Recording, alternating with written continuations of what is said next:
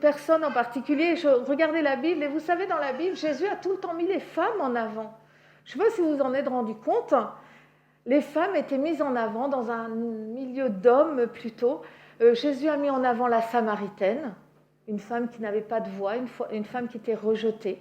Il a mis en avant également cette femme adultère à qui il a dit « Regarde, autour de toi, il n'y a plus personne, tes péchés sont pardonnés. » Il lui a donné une voix à cette femme.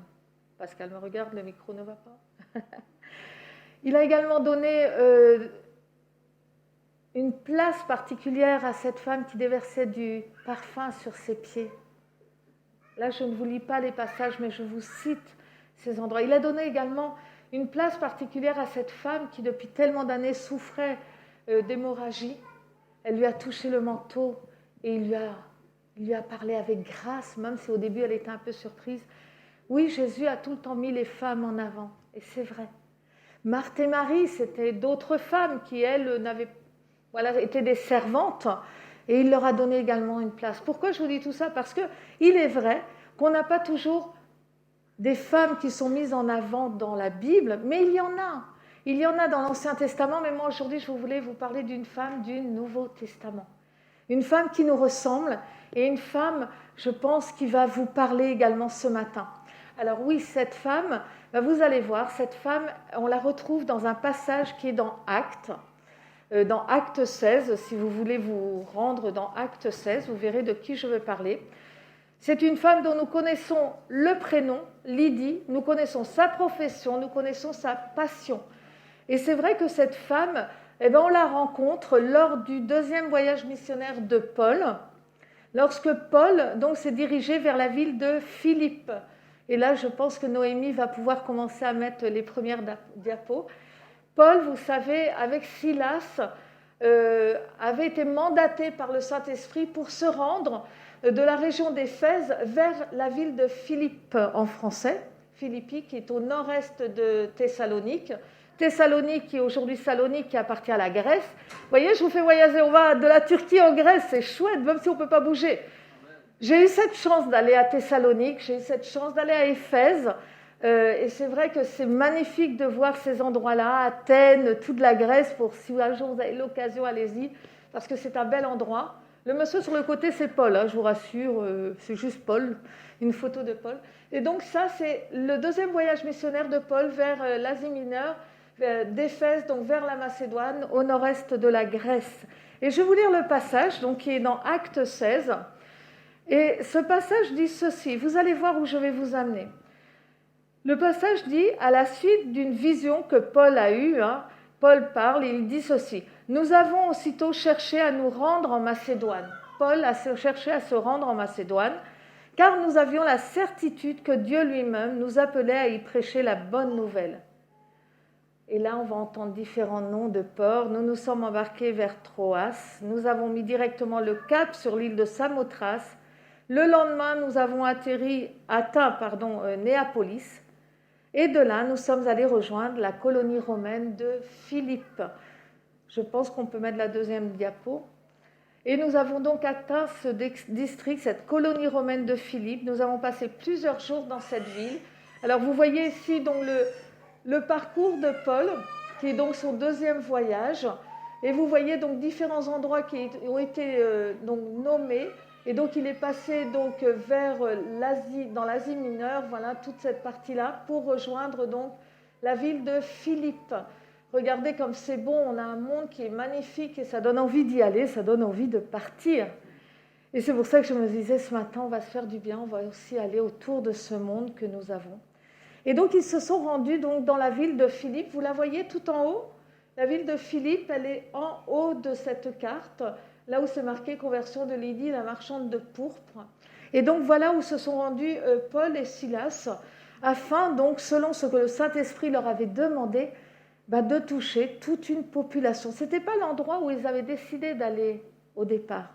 Eux voulaient aller ailleurs. Mais le Saint-Esprit les a conduits vers cet endroit. Le Saint-Esprit, donc, les a amenés jusqu'à cette ville. Et cette ville, c'est quoi? La ville de Philippe était une ville, c'est un carrefour commercial. Et voilà où ils se sont rendus. Ils sont donc allés à cette ville de Philippe. Ils y ont passé plusieurs jours. Et voilà ce qui se passe. Le jour du sabbat, nous nous sommes rendus hors de l'enceinte de la cité, au bord d'une rivière où nous supposions que les Juifs se réunissaient d'habitude dans la prière. Quelques femmes étaient rassemblées là. Nous nous sommes assis avec elles et nous leur avons parlé. Parmi ce groupe de femmes, il y avait une marchande d'étoffes de pourpre, nommée Lydie, originaire de la ville de Thyatire, qui adorait Dieu. Elle écoutait et le Seigneur ouvrit son cœur de sorte qu'elle fut attentive à ce que disait Paul. Alors voilà, cette femme, c'est donc Lydie. Lydie qui venait de cette région, je pense que Noémie a une deuxième carte, on verra mieux. Cette femme venait donc de la région de Thyatire. Si vous voyez ici Thyatire en haut, c'est vrai que j'aurais dû prendre mon laser, mais bon, c'est pas grave. Donc, et ils se retrouvent tous dans la région de Philippe, dans la ville de Philippe. Les apôtres, vous savez, Paul et Silas, il faut savoir une chose, c'est qu'ils avaient parcouru beaucoup d'endroits, et tous les noms que vous voyez donc sur cette carte, ce sont des endroits où des églises avaient été ouvertes, où ils sont allés visiter des chrétiens, où il y avait du monde qui se ressemblait. Et en général, lorsque Paul se rendait quelque part, il allait directement à la synagogue pour pouvoir partager la parole, enseigner. Et là, il se retrouve dans une ville qui est quand même incroyable, une ville qui est une grande ville, un peu comme s'il se rendait à Paris.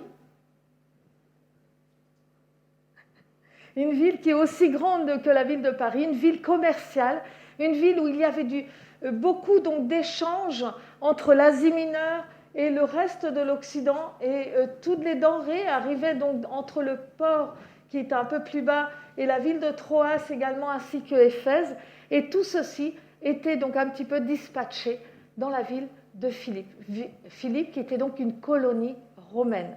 Alors oui, voilà un petit peu le contexte et le contexte de cette femme dont je vais parler. Cette femme qui s'appelle Lydie. Lydia, si vous voulez, au tout début, puisque c'est son vrai nom. Son vrai nom, le nom de la ville d'où elle vient. Alors oui, son nom, c'est le nom de Lydie. Et c'est de Lydie dont je vais vous parler aujourd'hui. Et Lydie, c'était qui? Selon la Bible, nous apprenons qu'elle venait de la région de Thyatire, qui est un petit peu plus bas. Donc, c'était une ville, Thyatire, qui était reconnue pour son expérience et surtout sa connaissance dans les étoffes, dans le pourpre. Et le pourpre, vous savez que c'était une matière très, très, très chère. Le pourpre était extrait de certains mollusques. Et grâce à ce mollusque, on en tirait une substance qui donnait donc la couleur pourpre aux différentes étoffes. Alors oui, Lydie, on considère, et les historiens considèrent que ça n'était pas exactement son vrai nom. En fait, Lydie, comme j'ai mis sur la carte précédente, on voit qu'elle venait de la région de Thyatire. Et dans la région de Thyatire, vous voyez, il y a la ville de Thyatire, et juste à côté, vous voyez écrit Lydie. On suppose que cette femme, qui était une femme d'affaires, s'est rendue donc de Thyatire vers Philippe, la ville de Philippe. Et les gens ont commencé à l'appeler, c'est Lydie, celle de Lydie, c'est celle qui vient de Lydie, c'est Lydie qui vient de Thyatire. Et c'est devenu son prénom en quelque sorte. C'est devenu le prénom de cette femme qui, de Thyatire, pourquoi elle n'est pas restée à Thyatire? Tout simplement parce que Thyatire, un peu, c'était la grande usine, si vous voulez, mais ce n'était pas l'endroit où on vendait le plus. Le carrefour commercial se retrouvait vraiment à Philippe, où elle s'est rendue, où sa vie a commencé à prendre forme. Et on sait donc que cette femme a son nom qui se retrouve dans la Bible. Et si je parle d'elle aujourd'hui, c'est parce qu'elle a une vie qui ressemble à beaucoup, pas tout entièrement à notre vie, mais c'est une femme qui était une femme qui se démenait pour que son business, on va dire comme ça, ait beaucoup de succès. Alors oui, on sait qu'elle s'appelait Lydie, on sait qu'elle était vendeuse d'étoffes, mais on sait surtout dans le passage que je vous ai donné qu'elle craignait Dieu. Dans le passage que je vous ai donné, il est dit ceci: parmi elles se trouvait une marchande d'étoffes de pourpre nommée Lydie, originaire de la ville de Thyatire et qui adorait Dieu. Alors j'ai fait ça un peu sous une forme de CV. Pourquoi? parce que cette femme m'a interpellée. Je me suis dit, quand on lit les quelques lignes que nous avons dans le passage de Actes, ben on pourrait en faire un CV. Alors oui, son nom de Thyatire, oh pardon, j'ai fait une faute d'orthographe, son prénom Lydie, son âge, on ne sait pas, on peut dire qu'elle avait environ 40 ans. On suppose également qu'elle était veuve. Pourquoi je dis ça? Parce qu'un peu plus loin, je vous dirai pourquoi, on voit son contexte, mais on suppose qu'elle était veuve, on suppose qu'elle avait, j'ai mis 3 enfants, mais peut-être qu'elle en avait plus. Ça nous ressemble, non?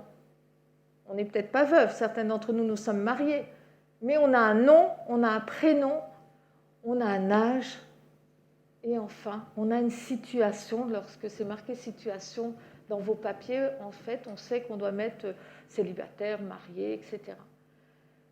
Et voilà cette femme. Alors, cette femme, je la trouve extraordinaire.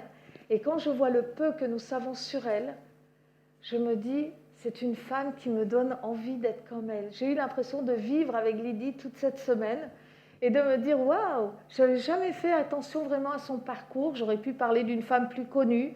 Souvent, on prend Esther, souvent on parle de la femme des Proverbes, souvent on va parler de Marie ou bien on va parler de Marthe et Marie. Et je me suis dit, aujourd'hui, je vous amène en voyage. On va du côté de Philippe, du côté de l'est de la Grèce, partie qui touche aujourd'hui donc la Turquie. Et je me suis dit, on va aller voyager et on va aller découvrir cette femme donc Lydie, qui était donc une femme qui adorait Dieu. Et vous savez qui étaient les personnes qui adoraient Dieu à cette époque-là? Ceux qui étaient nommés et qui craignaient Dieu.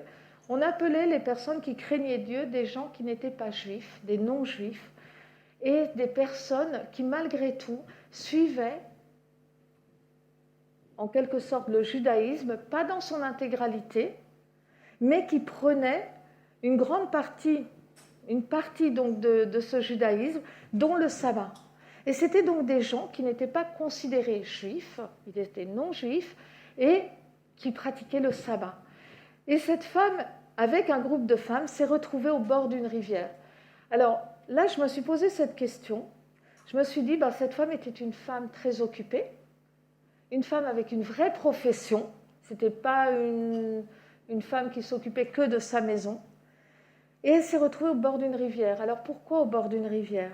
Vous savez que Philippe était donc une grande ville. Si vous voulez comparer Philippe, aujourd'hui on pourrait prendre une grande ville comme Bordeaux, Toulouse, même Nantes, Rennes.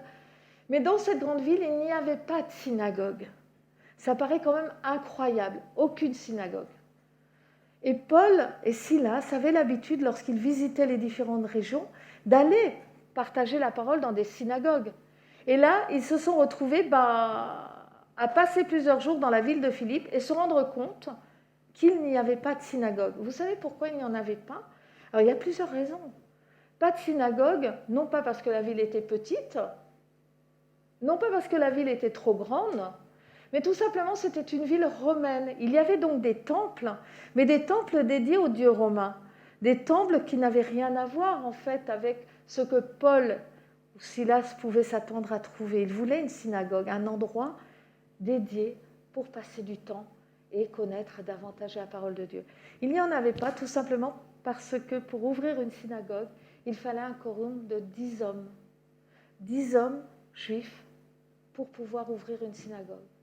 Ce qui veut dire que dans cette grande ville, une ville commerciale, une ville où il y aurait pu avoir de tout, il n'y avait pas 10 hommes pour ouvrir une synagogue. Waouh! Et je me suis dit, parfois, nous, on se plaint, il nous manque des hommes dans notre église. On se dit, waouh, c'est très dur de toucher parfois les familles entières. Ce n'est pas nouveau. Vous regardez Philippe, il n'y avait pas plus d'hommes. Vous regardez Philippe.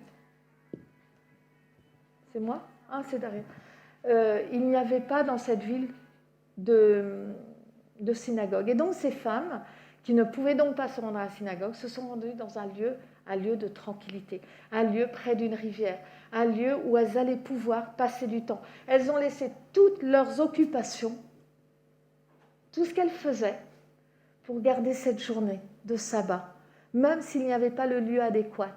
Alors vous, aujourd'hui, je regarde, vous avez tous laissé ce que vous faisiez pour passer 2 heures ou 1h30 ici. Et c'est ça qui est beau dans vos vies, dans qui vous êtes. vous êtes capable d'arrêter votre temps et de venir près d'une rivière, dans un lieu calme, pour adorer Dieu, pour tout simplement passer du temps avec Dieu, pour vous remplir de Dieu. Souvent, moi, ce que j'aime dans la Bible, c'est quand on lit quelque chose, on s'aperçoit qu'il y a, malgré les années qui sont passées, c'est toujours la même chose. Ce temps, il nous faut le mettre à part. Oliva m'a dit ce matin en arrivant, « Ah oui, nous, on s'est levé tôt pour venir ici, pour préparer la louange. » Elle avait hâte de venir. D'autres se sont dépêchés. D'autres, même si vous êtes arrivés en retard, et moi je dis toujours, peu importe l'heure à laquelle nous arrivons, l'important c'est d'être ici. C'est toujours mieux si on est à l'heure, mais il n'y a pas d'importance. Je veux dire, pour diverses raisons, parfois on arrive avec du retard. Mais l'église est toujours là, c'est pas comme un train. Le train, il part à l'heure, lui. Mais l'église reste là. Donc vous pouvez venir. Venez, même si nous avons des contraintes, même si c'est un peu plus difficile de vous placer aujourd'hui. Cette femme, Lydie, a laissé tout ce qu'elle faisait pour célébrer le jour du sabbat. Amen. Et ça, c'est quelque chose qui est magnifique. Et en plus, vous savez quoi ? Son nom se retrouve écrit dans la Bible. De ce groupe de femmes, nous ne connaissons que Lydie. Les autres, nous ne savons pas qui elles étaient. Est-ce que c'était des amis de Lydie? Est-ce que c'était des proches? Mais Lydie, son nom s'est retrouvé dans la Bible. Et vous savez, tous les noms, tous les prénoms ne sont pas écrits dans la Bible. La Samaritaine, nous ne connaissons pas son prénom. La femme qui avait une perte, des hémorragies, nous ne connaissons pas son prénom, etc. Vous voyez, tous les prénoms ne sont pas écrits dans la Bible. Mais vous savez quoi? Toi, ton nom, il ne sera jamais écrit dans la Bible. Ça, c'est vrai, parce que la Bible, elle est déjà faite. Mais il est écrit dans les cieux. Il est écrit dans le livre des cieux. Et ça, c'est ce que nous devons célébrer aujourd'hui. Dans Philippiens 4,33, il est dit, voilà, c'est toujours, c'est Timothée, dans Philippiens, il est écrit, donc, les noms sont inscrits dans le livre de vie. Amen. Vos noms sont inscrits dans le livre de vie. Dans Luc 10, Luc 10 au verset 20, il est dit, ce qui doit vous réjouir, ce n'est pas de voir que les esprits mauvais vous sont soumis, mais c'est de savoir que vos noms sont inscrits dans le ciel. Amen. Alors oui, ton nom, Emmanuel, est écrit dans le livre de vie. Pauline, Mélissa, Anastasia qui est à l'école du dimanche, Oliva, vous, ces mamans incroyables, vos noms sont inscrits dans le livre de vie. Et vous, les hommes, vos noms sont inscrits dans le livre de vie. Alors oui, cette femme, comme je l'ai dit, elle avait un CV. Nous connaissons donc qui elle est, son nom, son prénom. Et elle avait également un métier. Son métier, c'est son expérience professionnelle. Elle était commerciale, si je peux dire ça comme ça correspondra à sa profession d'aujourd'hui. C'était une marchande d'étoffes. Vous savez, les marchands étaient des gens qui vivaient un peu dans l'opulence, qui avaient les moyens. Ce n'était pas n'importe qui. Alors, je vous ai mis une image de la pourpre pour que vous puissiez voir sur le côté, mais aussi des fins lins. C'était une spécialiste d'étoffes fines.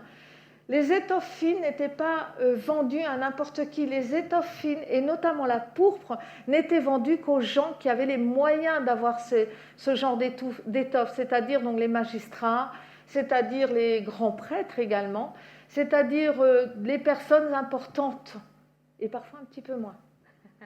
Mais elle ne portait pas cette pourpre, elle la vendait. Elle était reconnue pour son expérience, et on savait à qui s'adresser lorsqu'il fallait un vêtement particulier. C'est ça. Cette femme était donc ce qu'on dirait aujourd'hui une businesswoman, une femme qui était reconnue, qui ne venait pas de la ville de Philippe, qui connaissait la région. Elle connaissait la région de Thyatire, elle connaissait toute la région du bassin dans lequel elle évoluait, autour de Philippe. Elle était à ce carrefour important où ses ventes pouvaient partir partout. Et vous savez, quand vous êtes dans le business, moi j'ai été mariée à ça fait combien de temps? Ça fait longtemps qu'on est mariés maintenant. Vous savez, sa première profession, c'est d'être commercial. Un commercial international, son but est d'avoir des contrats, de voyager. Et on disait l'autre jour, oui, il n'était jamais là, du lundi au samedi, parfois du dimanche au samedi, il n'était jamais là. C'est ça le travail de quelqu'un qui est dans le commerce. D'autres ici ont été commerciaux. Également, ils se rendent compte que c'est un travail qui est très prenant. Aujourd'hui, Vous avez également des métiers qui sont très prenants. Si je regarde Emmanuel, elle voyage dans tout Concarneau tous les jours. Elle fait plein d'allers-retours. C'est pas commercial, mais c'est exactement pareil. Elle traite avec des gens, elle leur fait du bien, elle pourvoit leurs besoins et elle est disponible. Et ainsi de suite. Oliva, tu travailles avec des enfants, tu es là pour eux. Alors les enfants, ils sont durs en affaires. Quand ils veulent quelque chose, ils veulent quelque chose. Et bien, c'est un peu comme les clients de Lydie, quand ils voulaient quelque chose, ils savaient ce qu'ils voulaient. Cette femme était une femme qui avait de l'expérience. Ce n'était pas juste n'importe qui. C'était quelqu'un qui avait de l'expérience. Elle avait un rôle important. Elle était reconnue dans cette ville. Et vous savez, malgré tout ce qu'elle avait, malgré son métier, elle a mis une journée de côté. C'est-à-dire au moment peut-être où il y avait le plus d'affluence dans la ville, dans une ville qui ne pratiquait pas le sabbat, c'est-à-dire où les échanges commerciaux avaient lieu tous les jours et n'importe quand, elle, du vendredi soir au samedi soir, elle ne travaillait pas. C'est-à-dire que même les gens qui voulaient les meilleures étoffes devaient attendre. Elle a mis de côté son métier pour une journée. Alors oui, je sais que nous sommes toujours très occupés. Je sais que nous avons tous un travail qui peut être très prenant. Mais vous savez, mettre de côté un moment pour célébrer Dieu est à la portée de n'importe qui. Est à la portée de n'importe qui. Aujourd'hui, je dirais que ce n'est même pas notre métier parfois qui nous prend du temps. Ce sont parfois nos activités, nos extras qui nous prennent du temps.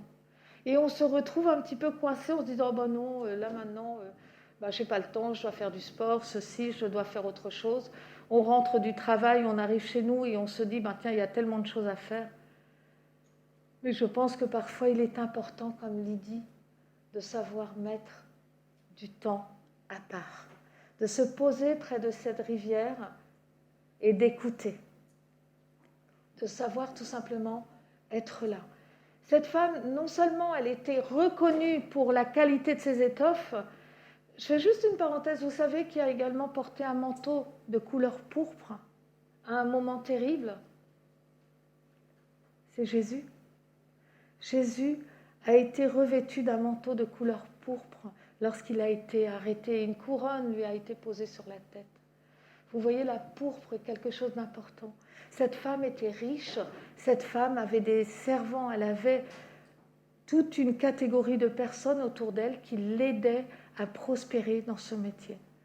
Et ce jour de sabbat, elle a tout mis de côté avec un autre groupe de femmes, juste pour pouvoir se poser. Je vous ai mis qu'elle pouvait parler également des langues, différentes langues, puisqu'elle venait de Thyatire, et elle se retrouvait dans une colonie romaine, mais également dans une région grecque, la Macédoine. Donc c'était une femme qui avait, disons, une certaine capacité et qui était reconnue.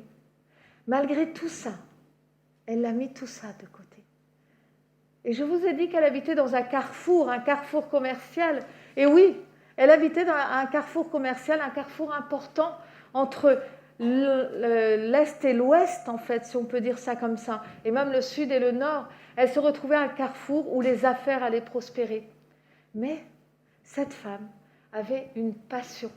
Cette femme n'avait qu'une chose qui l'intéressait, un petit peu comme vous dans votre curriculum. Vous mettez nom, prénom, email, numéro de téléphone, expérience professionnelle, tant d'années dans tel secteur, et il reste tout le temps à la fin, et maintenant on le met parfois au début, puisque c'est devenu quelque chose un critère de sélection. C'est donc cette dernière partie de sa vie où on peut voir sa passion, et on va dire quelle activité elle pratiquait lorsqu'elle n'était pas en train de travailler. Et elle, sa passion, ses centres d'intérêt, c'était adorer Dieu. C'était adorer Dieu. Voilà ce qu'elle faisait dans ses loisirs. Lorsqu'il est dit, il y avait parmi elles une marchande d'étoffes de pourpre, nommée Lydia, originaire de la ville de Thyatire, qui adorait Dieu. Voilà ce qu'elle faisait, c'était son loisir. Son loisir, c'était de se mettre en temps de pause et d'adoration. Et quand vous continuez à lire le verset 14, il est dit ceci, elle écoutait et le Seigneur ouvrit son cœur de sorte qu'elle fut attentive à ce que disait Paul. Waouh! Cette femme a mis une journée de côté. Elle est venue se poser dans un endroit tranquille. Et je sais, mesdames, qu'il y a des fois, même quand il n'y a pas de bruit chez vous, on est agité parce qu'on a plein de choses à faire. Je sais que même parfois, lorsqu'on pense qu'on va avoir 5 minutes de tranquillité, waouh! Même quand on a éteint nos téléphones, parce qu'on a tellement de choses dans notre tête, on n'arrive pas à s'arrêter. Je crois que c'est quelque chose qui appartient aux femmes. Hein. Les hommes, ils arrivent à s'arrêter alors, sans problème. Les hommes, ils arrivent à mettre pause, hop, marche, arrêt. Je crois que c'est un peu plus simple. Nous, on est toujours en train de réfléchir à ce qu'il va falloir. Oh mince, je n'ai pas acheté ça, zut, j'ai oublié d'acheter tel truc. Et est-ce que j'ai encore assez de couches pour les enfants? Mince, est-ce que j'ai oublié le café? On est toujours en train de penser à quelque chose. Mais il y a des moments, il faut juste se dire, comme Lydie, mettre ce temps de côté, adorer Dieu et savoir se mettre en pause. Amen. Ici, nous avons un petit appareil, je demandais à Pascal de me l'apporter. Dans l'église, nous avons un petit appareil qui est extrêmement important. Tout est important dans l'église. Mais cet appareil-là, il est très important. Merci Pascal. On a un appareil, il a l'air de rien comme ça. Regardez, vous voyez, c'est juste un câble, une boîte et des piles. Tous ceux qui ont été à la sono, tous ceux qui utilisent tout le matériel, ils savent que les piles doivent être chargées. Mélissa, ta pile n'était pas chargée aujourd'hui, hein, c'est terrible. Les piles doivent être chargées. Alors, ce qu'on fait, on met les piles dans l'appareil, vous voyez, tel que c'est là, on voit que ce n'est pas moi qui fais ça. Hein. Donc, tel qu'il y a cette pile. Mais ça ne suffit pas. Cette pile, elle a beau être mise dans un appareil qui sert à charger des piles. C'est magnifique. J'aurais beau mettre ma pile dedans, elle est installée. J'ai décidé que je me mettais en pause, mais ça ne suffit pas. Cet appareil, s'il n'est pas branché, s'il n'est pas connecté, ma pile, elle ne va pas se recharger. Ma pile va rester aussi vide. Et ce que je voulais vous montrer aujourd'hui, tout simplement, c'est que la passion de cette femme ne s'arrêtait pas au fait de simplement venir et adorer. Venir et adorer, ben oui, c'est bien. Mais elle voulait plus, c'est pour ça que j'ai marqué que dans son centre d'intérêt qui était d'adorer Dieu plus, c'est que cette femme ne s'est pas contentée simplement de venir et d'adorer. Parfois nous venons, nous adorons, mais nous continuons à penser, à réfléchir, à nous dire « Ah tiens, qu'est-ce qui se passe? Qu'est-ce qu'on a encore oublié ?» Et on continue à réfléchir. Mais le moment où tu te mets à écouter, parce que Paul et Silas ont commencé à parler à ce groupe de femmes, et ils ont commencé à leur enseigner la parole. Et cette femme, il est dit qu'elle s'est mise à écouter, et je suppose que les autres également écoutaient ce que Paul disait. Il est dit qu'elle écoutait, et non seulement elle écoutait, mais en plus, elle était attentive à ce que Paul disait. Mais avant d'être attentive, vous savez ce qui s'est passé juste avant d'être attentive? Juste avant d'être attentive, Dieu lui a ouvert le cœur. C'est-à-dire qu'un petit peu, si je devais prendre cet appareil, c'est un peu comme si Dieu était venu. Lydia écoutait et Dieu s'est branché. Ils se sont connectés. Son cœur a été ouvert. Son cœur était ouvert et prêt à écouter. Et une fois qu'elle était prête à écouter, ce qui s'est passé, c'est que Dieu a commencé à la toucher. Dieu a touché Lydie. Dieu a touché sa vie. Je ne sais pas si les autres femmes ont été touchées. Je ne sais pas si les autres femmes ont senti la même chose que Lydie. Mais toujours est-il, ce qu'on peut savoir et ce que nous devons retenir, c'est que Lydie, à ce moment-là, non seulement elle écoutait, mais ce n'est pas les paroles de Paul qui l'ont en fait convertie, c'est que Dieu est intervenu. Dieu a ouvert son cœur. Mais une fois que son cœur, un peu comme cet appareil que je viens de brancher, et une fois que c'est branché, qu'est-ce qui se passe? Les piles commencent à se charger. Et à partir du moment où elle s'est branchée, où Dieu a ouvert son cœur, elle a été attentive aux paroles de Paul. Et une fois qu'elle a été attentive aux paroles de Paul, vous savez ce qui s'est passé? Elle s'est convertie. C'est Lydie qui est la première convertie de ce monde-là, de Philippe. Ce n'est pas n'importe qui, c'est la première. Alors vous, peut-être que votre nom ne sera pas écrit, mais sachez que quand vous venez à Dieu, Dieu est prêt, lui, à faire des choses grandioses dans vos vies. Et qu'encore une fois, cette femme qui s'est posée près de cette rivière, non seulement elle a été baptisée, mais pas elle seulement. Si vous regardez le reste de l'Écriture, elle a été baptisée, mais également toute sa famille a été baptisée. Toute la famille de Lydie a été baptisée. Alors oui, ce matin, nous sommes là. Nous avons pris un temps de pause. Nous avons laissé tout ce qui nous passait par la tête et le roast beef qui est en train de cuire et l'autre on a oublié d'acheter le pain. C'est pas grave. Faites une pause. Mettez-vous près d'une rivière. Commencez à écouter. Et une fois que tu écoutes Dieu, laisse Dieu te toucher. Ouvrir ton cœur. Ouvrir ton cœur. Dans l'Écriture, il est dit ceci: demandez, vous recevrez. Cherchez, vous trouverez. Frappez, on vous ouvrira. Car celui qui demande reçoit. Alors oui, si vous voulez recevoir, posez-vous. Vous voulez recevoir, demandez. Vous voulez plus de Dieu, frappez.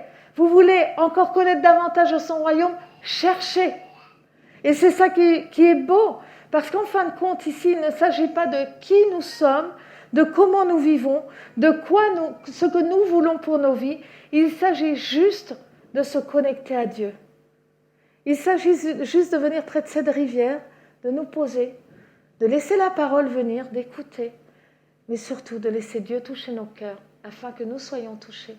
Et que cette journée, qui est une journée de fête, c'est vrai que c'est la fête des mères, on n'a pas oublié. Mesdames, on va essayer d'en faire le moins possible aujourd'hui. C'est pas gagné. Mais on va essayer, tous ensemble, mesdames, messieurs, de nous connecter encore davantage à Dieu. Cette femme m'a fait rappeler, je vous ai dit, je ne vous l'ai peut-être pas dit au tout début, mais cette femme me fait rappeler beaucoup d'autres femmes dans la Bible. Vous connaissez une autre femme qui s'est retrouvée près d'un point d'eau? La Samaritaine. La Samaritaine s'est retrouvée près d'un point d'eau. Jésus est venu à elle, il lui a parlé. Elle connaissait aussi la parole. Dieu a touché son cœur. Et Dieu l'a touchée, elle, et non seulement elle, tout le village d'où elle venait. Pourtant, cette femme, personne ne voulait parler avec elle. C'était une rejetée. Mais sa vie a été changée à ce moment-là. Vous connaissez d'autres femmes affairées dans la Bible? Marthe. Marthe et Marie. Jésus arrive chez Marthe et Marie. Et qu'est-ce qui se passe? Marthe est affairée. Elle est tellement affairée qu'elle va dire à Jésus: mais ça ne te dérange pas que ma sœur soit à tes pieds, qu'elle ne fasse rien? Voilà ce qu'elle ose même dire à Jésus. Et Jésus lui dit: non, non, non. Marthe, tu t'affaires pour peu de choses. Ta sœur Marie a choisi le bon endroit. Je ne dis pas que nous ne devions pas travailler, bien au contraire que nous devons travailler. Mais il faut savoir, comme Marie, se mettre aux pieds de Jésus et savoir écouter. Et ça, parfois, pour les femmes, c'est la chose la plus dure, de savoir se poser. Je dis pour les femmes, parce que les hommes, vous avez d'autres capacités que nous n'avons pas. Nous, on nous appelle des multitâches. Mais nous sommes comme ça. Mais je crois que ce message ce matin de Lydie nous correspond à tous. Parce que nous avons des hommes qui sont parfois très affairés aussi par leur métier. Nous avons des hommes qui ont des métiers très prenants, qui ont beaucoup de responsabilités et qui ont d'autres sous leur charge également. Alors messieurs, sachez aussi vous arrêter. Laissez-vous vous poser près de cette rivière. Laissez Dieu toucher vos cœurs et laissez Dieu le remplir de sa parole. Alors oui, comme je disais que cette femme me rappelle d'autres femmes, oui, elle rappelle d'autres femmes. Alors oui, elle s'est arrêtée, elle a écouté, elle était attentive. Écouter ne suffit pas. Vous pourrez écouter tous les messages que vous voulez, mais ça ne suffit pas. On peut écouter un message et l'oublier 2 secondes après. Mais si vous écoutez, soyez attentifs. Et Dieu va toucher votre cœur. Et une fois que votre cœur va être touché, Dieu va vous utiliser sous une grande manière parce que Lydie, une fois qu'elle a été touchée, elle a été baptisée et pas elle seulement, elle et toute sa famille. Waouh, cette femme est incroyable en fin de compte. Les autres personnes qui étaient avec elle, les autres femmes, je suppose qu'elles ont vécu ce moment comme étant un jour de fête. Et aujourd'hui, c'est pour nous aussi un jour de fête. C'est un jour que nous avons mis de côté, c'est un jour que nous avons mis à part. C'est un jour dans lequel nous voulons nous connecter, nous laisser remplir, laisser nos piles se recharger, nous laisser grandir dans la parole. Alors oui, cette femme fait partie de ces femmes qu'on appelle la première convertie, et c'est Lydie.